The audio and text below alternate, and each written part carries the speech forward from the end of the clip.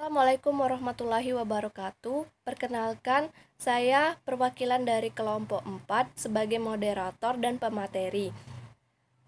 Kami akan menyampaikan materi melalui video ini yang akan disampaikan oleh Rahma saya sendiri, kedua Lucy Oktaviani, ketiga Leli Marisa Putri, keempat Lola Margareta, dan terakhir Yunisara. Baiklah, saya akan menyampaikan materi kami. Yang pertama, pengertian kompensasi. Kompensasi adalah segala sesuatu yang diterima, baik berupa fisik maupun non-fisik.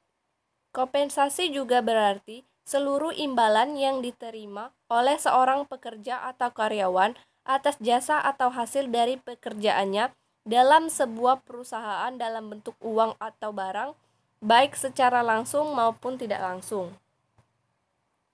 Seperti dalam menjalankan kegiatan usahanya, suatu perusahaan tentunya membutuhkan berbagai sumber daya, seperti modal, material, dan mesin. Perusahaan juga membutuhkan sumber daya manusia, yaitu para karyawan.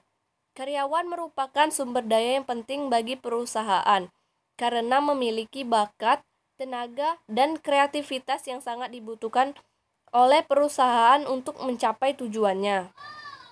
Sebaliknya, sumber daya manusia juga mempunyai berbagai macam kebutuhan yang ingin dipenuhinya.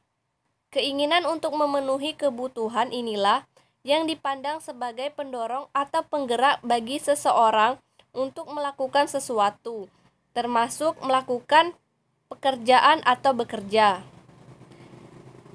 Kesediaan karyawan untuk mencurahkan kemampuan, pengetahuan, keterampilan, tenaga, dan waktunya sebenarnya mengharapkan adanya imbalan dari pihak perusahaan yang dapat memuaskan kebutuhannya. Imbalan dapat dibedakan menjadi dua, yaitu imbalan intrinsik dan imbalan ekstrinsik. Imbalan intrinsik yaitu imbalan yang diterima karyawan untuk dirinya sendiri. Biasanya, imbalan ini merupakan nilai positif atau rasa puas karyawan terhadap dirinya sendiri karena telah menyelesaikan suatu tugas yang baginya cukup menantang. Sedangkan imbalan ekstrinsik mencakup kompensasi langsung.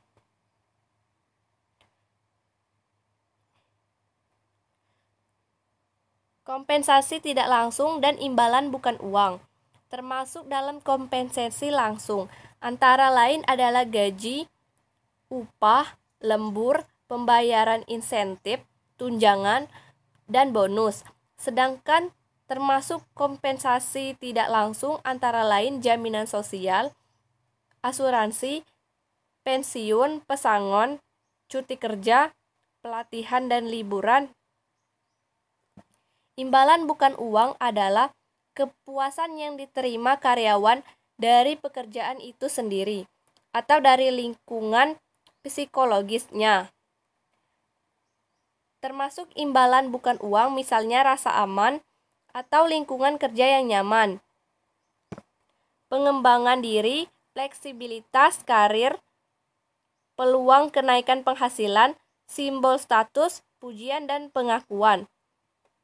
Fungsi pemberian kompensasi meliputi kegiatan pemberian balas jasa kepada para karyawan. Kompensasi ini dapat berupa finansial maupun non-finansial. Kegiatan di sini meliputi penentuan sistem kompensasi yang mampu mendorong prestasi karyawan dan menentukan besarnya kompensasi yang akan diterima oleh masing-masing pekerja secara adil. Kompensasi atau compensation adalah segala sesuatu yang diterima oleh karyawan sebagai balas jasa yang diberikan oleh organisasi atas pekerjaan yang telah dilakukan. Sistem kompensasi ini harus dikelola secara serius dan tepat oleh perusahaan. Apabila tidak dikelola dengan baik, bisa mengakibatkan yaitu perasaan ketidakpuasan karyawan atas balas jasa yang diterimanya.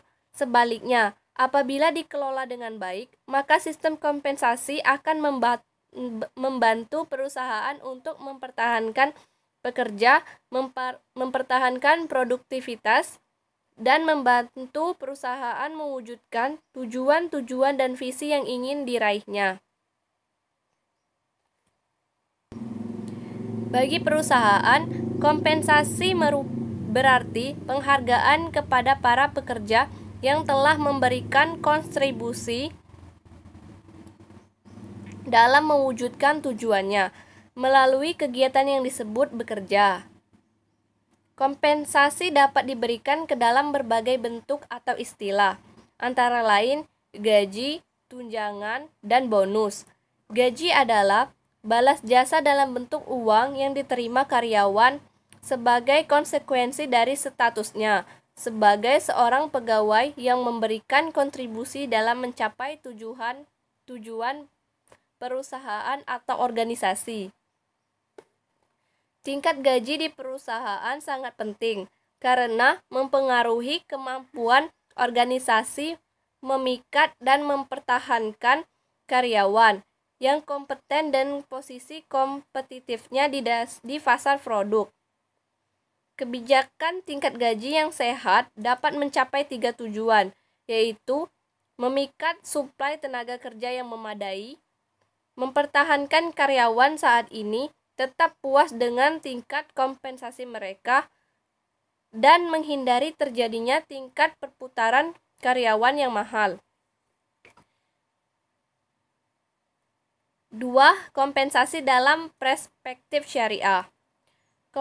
Kompensasi dalam pandangan syariat Islam merupakan hak dari orang yang telah bekerja dan kewajiban bagi orang yang memperkerjakannya yang disepakati dengan akad ijarah. Baiklah, sekian penyampaian materi dari saya. Selanjutnya akan disampaikan oleh teman saya, Lucy Oktaviani. Sekian, terima kasih. Wassalamualaikum warahmatullahi wabarakatuh. Dalam perspektif syariah, kompensasi dalam pandangan syariat Islam merupakan hak dari orang yang telah bekerja dan kewajiban bagi orang yang memperkerjakannya yang disepakati dengan akad ijarah. Baiklah, sekian penyampaian materi dari saya. Selanjutnya akan disampaikan oleh teman saya, Lucy Oktaviani. Sekian, terima kasih. Wassalamualaikum warahmatullahi wabarakatuh. Lucy Oktaviani. Baiklah, saya akan menjelaskan tentang asas kompensasi. Asas kompensasi menurut Hasibun ada 2, yaitu 1 asas adil. Besarnya kompensasi harus sesuai dengan prestasi kerja, jenis pekerjaan, resiko pekerjaan, tanggung jawab, dan jabatan. Kompensasi tanpa menyesuaikan aspek-aspek di atas akan menggagalkan maksud dari kompensasi itu sendiri. Yang kedua, yaitu asas layak dan wajar. Suatu kompensasi harus disesuaikan dengan kelayakan. Meskipun tolak ukur layak sesuai relief, perusahaan dapat mengacu pada batas kewajaran diterapkan oleh pemerintah dan aturan lain sebagai konsisten. Tujuan dari kompensasi yaitu ada 5. 1. Ikatan kerjasama. Dengan pemberian kompensasi terjalin ikatan kerjasama antara karyawan dan karyawan. Kedua, itu adalah kepuasan kerja. Karyawan dapat memenuhi kebutuhannya dengan pemberian kompensasi. 3. Pengadaan efektif. Jika program kompensasi ditetapkan cukup besar, pengadaan karyawan dan qualified untuk perusahaan lebih mudah. 4. Motivasi. Jika balas jasa yang diberikan cukup besar, manajer yang lebih mudah memotivasi bawahannya. 5. Stabilisasi karyawan. Dengan program kompensasi atas prinsip adil dan layak serta eksternal konsistennya yang kompetitif, maka stabilisasi karyawan lebih terjamin karena turnover yang relatif kecil. Jelaskan tentang materi penentuan kompensasi. Ketentuan kompensasi ada 2, yaitu dengan cara harga atau nilai pekerjaan. 2. Sistem kompensasi yang diterapkan. 3. Faktor-faktor yang mempengaruhi kompensasi. 1. Harga atau nilai pekerjaan. Penilaian harga suatu jenis pekerjaan merupakan tindakan pertama yang dilakukan dalam menentukan besarnya kompensasi yang akan diberikan kepada karyawan. Penilaian harga pekerjaan dapat dilakukan dengan cara sebagai berikut. A. Melakukan analisis jabatan atau pekerjaan. B. Melakukan melakukan survei harga pekerjaan sejenis pada organisasi lain. Dan itu saja yang menjadi bagian dari harga dinilai pekerjaan. Kompensasi, beberapa sistem kompensasi yang bisa digunakan adalah sistem prestasi, sistem kontrak, atau borongan. A. Sistem prestasi. Upah menurut prestasi kerja sering juga disebut dengan sistem hasil. Pengupahan dengan cara ini mengaitkan secara langsung besarnya upah dengan prestasi kerja yang dilakukan oleh karyawan yang bersangkutan. Sedikit banyaknya upah tersebut tergantung pada prestasi karyawan yang dimiliki.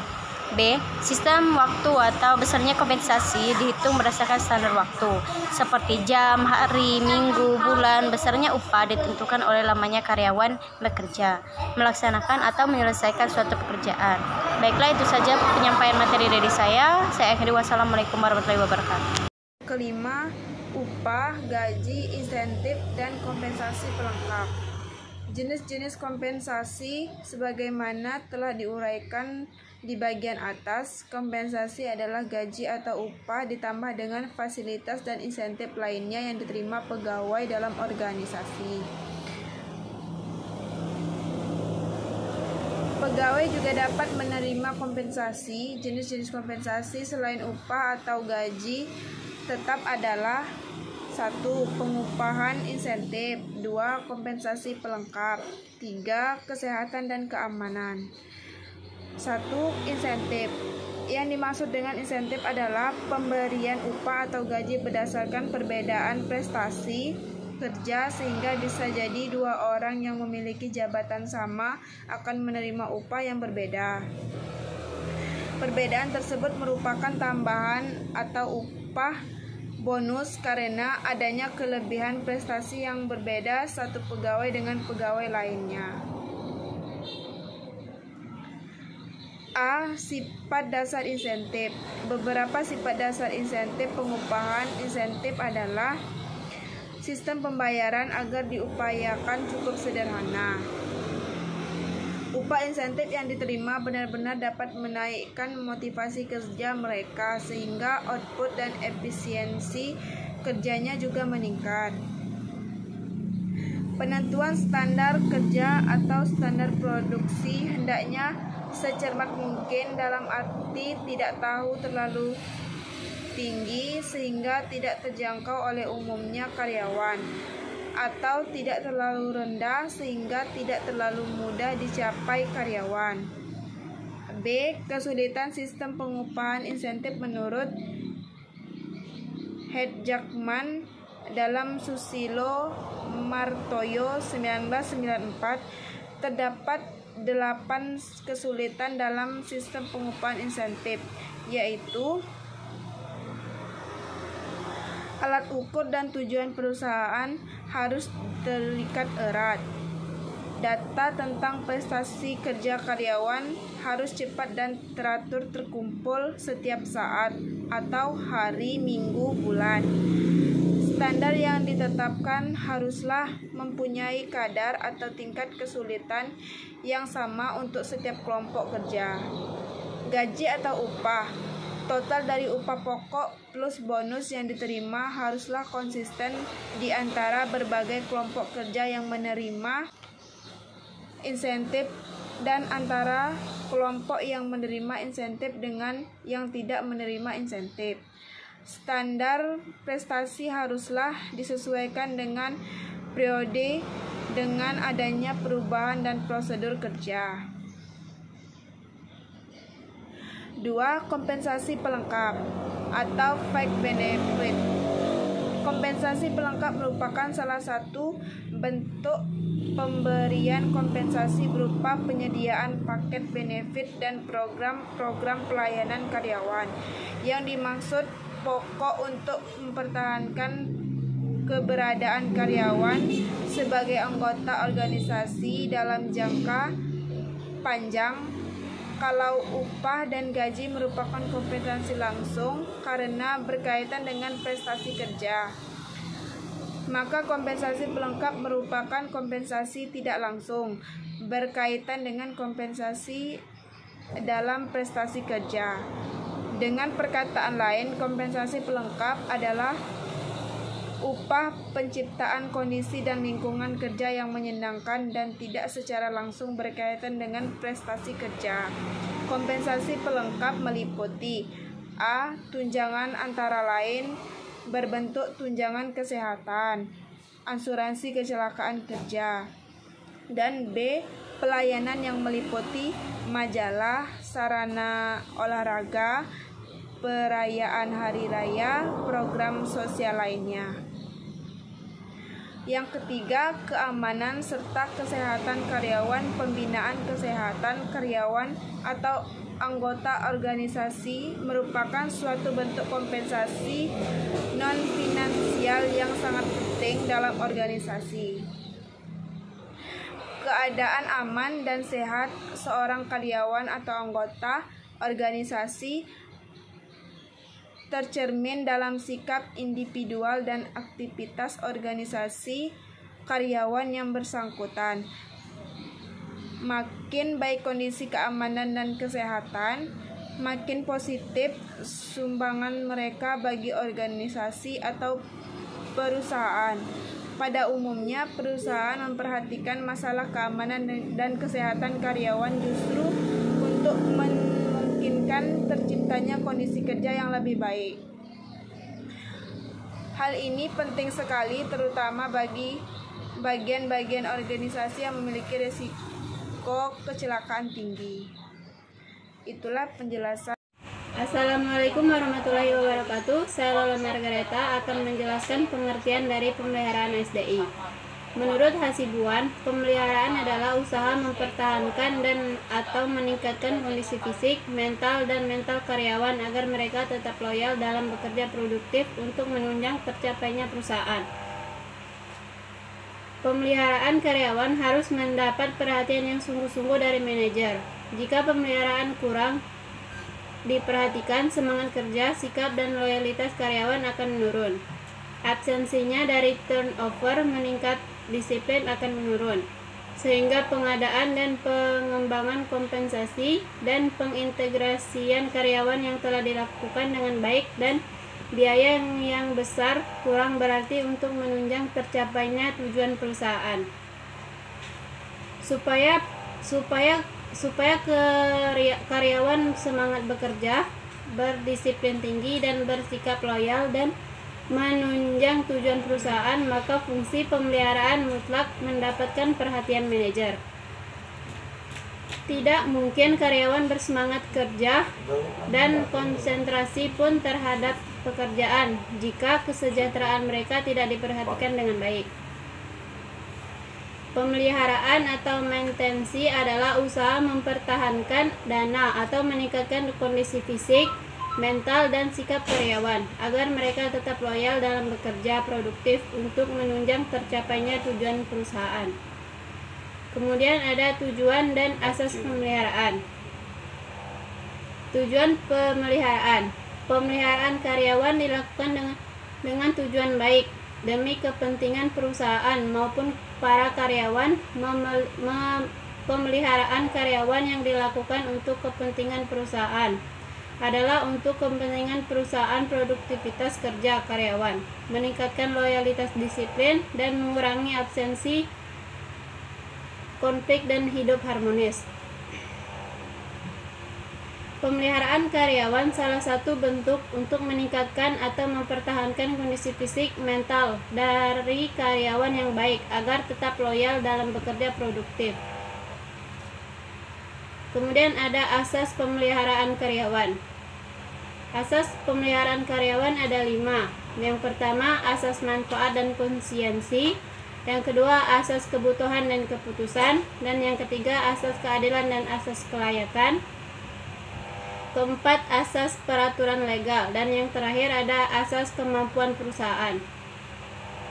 Bismillahirrahmanirrahim. Assalamualaikum warahmatullahi wabarakatuh. Perkenalkan, nama saya Yunisa Rai dari kelompok 4. Saya akan membahas tentang beban kerja, stres kerja, konseling, dan keputusan kerja. Beban kerja merupakan salah satu beban pekerja yang kegiatannya harus dicapai dalam bentuk waktu.